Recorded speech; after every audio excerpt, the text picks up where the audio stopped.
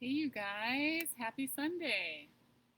Good to see you. Good to see you. I hope you can hear me okay. Trying to enjoy this beautiful day outside. So, today we are talking about 7 reasons why the scale might be up. I know we are constantly talking to our clients and you as individuals about how our value, our progress, our success should not be based on the scale. However, understanding why things are happening the way they are can actually give less power to that number. I can say till I'm blue in the face, the number on the scale doesn't matter. But the fact is, it does. It does matter to some extent, right? Again, it doesn't determine our value, our success, or who we are as a human being, but in some respects, it does matter. So, giving you some solid reasons as to why that number may be what it is can be really, really helpful. So, that's what we're going to talk about today. We're going to talk about 7 main reasons that we see in working with clients one-on-one why this number might be up. So, I'm going to reference some notes if you see me looking at my iPad. Number 1, we're going to talk about sodium or salt. This is something that I learned really early in the game. I had a handful of clients in the very beginning, and a client messaged me. They were 5 pounds up overnight, and they're kind of freaking out. And he says, like, what's happening? What's going on? I don't understand this.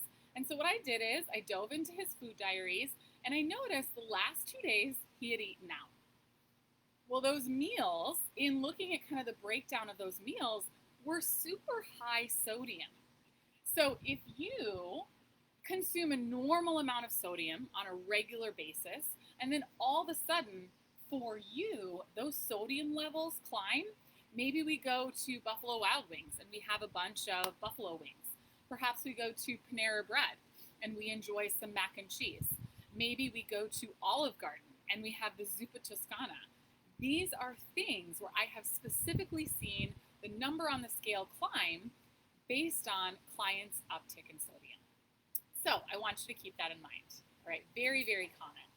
Number 2, an increase in carbs. So we actually have a fun educational video coming out this week that's going to be really illustrative of this fact. But for every gram of carbohydrate that you guys eat and consume, you need 3 to 4 grams of water just to digest those carbohydrates. Same scenario, I had a client reach out to me, a little bit frustrated that the scale has been climbing. For the last 2 weeks, she's been feeling really bloated. Just feedback has not been great. And she said, why do you think this is? What do you think's going on? So again, I dove into her food diaries, and one thing I noticed is consistently for the last 2 weeks, her carbohydrates have been about 20 grams higher than her prescribed number. So clearly the answer is there's bloat happening, there's weight staying on because the body is needing to hold on to water to process those carbohydrates. So if you are increasing carbs for you, again, if you consistently are maybe eating around 150 carbs every single day, and then all of a sudden you eat 200, 250 carbs that day, your weight is going to go up because your body is going to be holding on to that water. So very, very simple and easy way to look at some of those weight gains, right? Let's look at number 3. So maybe you ate a meal really late at night. Maybe typically your last meal or your last snack is 8 or 8:30, and it was a long day. You didn't get home till late. Whatever the reason is, you didn't eat dinner until 9:30 or 10 o'clock. Well, then you get up your normal time. Nothing's changed. You get up, you step on the scale, and guess what? That number is up.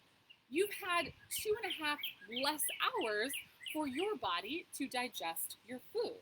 So this is something that's really interesting. I noticed with a client who actually worked really, really early in the morning.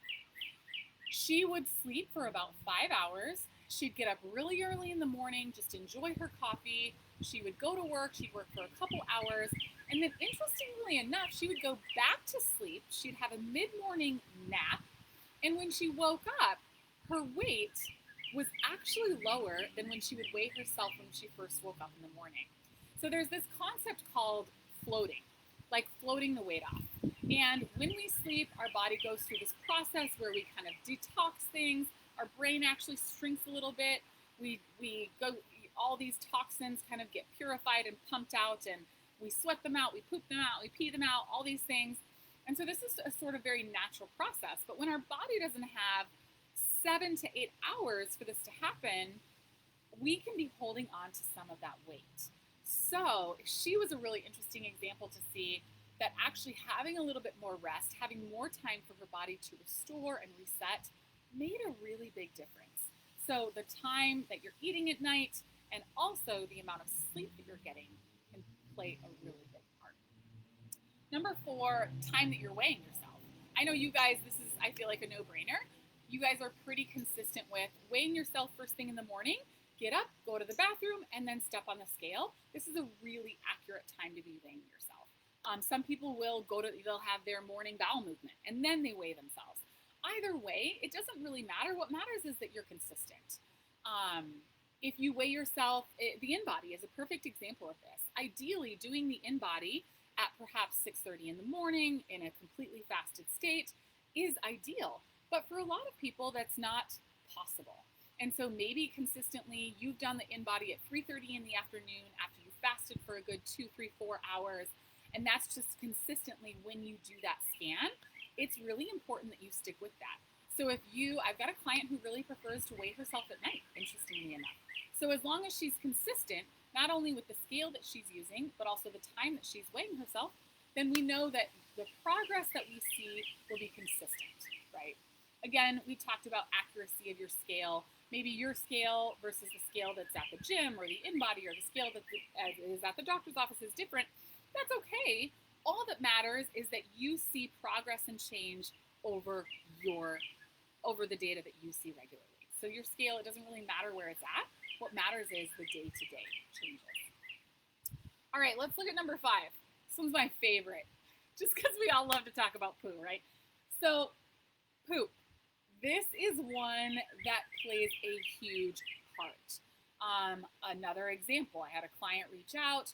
Actually, he actually didn't reach out. I was kind of looking in his nutrition tracker, looking at things. I'm like, oh my word, all of a sudden we just had like a severe drop in weight. I'm thinking, what's happening? I'm looking at his diaries. I'm looking at where things were at the day before. And I can't figure it out. And so ultimately I just reached out to him. Hey, what happened? What are you doing differently?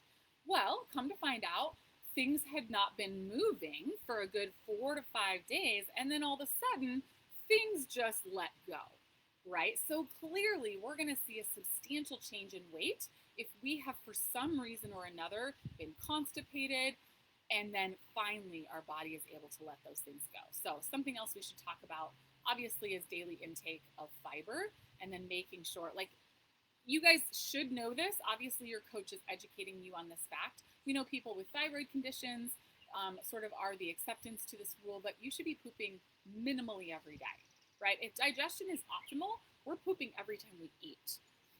For a lot of people, that's not realistic, but minimally, we are pooping every single day. So perhaps seeing a change in our pooping schedule can really affect the number on the scale. All right, let's look at number 1. Number 6. Perhaps we have a heavy or a hard workout. So leg day, a heavy leg day or a really long workout, like perhaps say Murph, something more time intensive or really, really from a intensity perspective, very, very intense for an extended period of time, we can really see an uptick in weight. We saw this with some clients early on this spring when they were doing some weighted runs, some long weighted runs. All of a sudden, weight would be up. Number 1, joints are holding on to inflammation. Number 2, anytime we have a really aggressive workout, what are we wanting to do? We're wanting to get stronger, right? So we're shredding muscle. That muscle glycogen is needing to be repaired. So it's holding on to amino acids, it's pulling in glycogen, it's pulling in all these things from our cells because it wants to repair. So it makes 100% perfect sense that the scale is going to be up after a heavy strength day or a heavy intense workout day because we've shredded muscle fibers and now our body is holding on to things because it wants to repair, it wants to get stronger. And ultimately, that's what we all want to. So don't be sad when you see that number come up. Be like, oh yeah, I worked hard. We're going to move towards our goals, right? The more muscle we build, the faster that metabolism is. So obviously, the more muscle that we build, the more of a fat-burning machine we're going to become. So let's look at number 7. Last one that is super common is stress.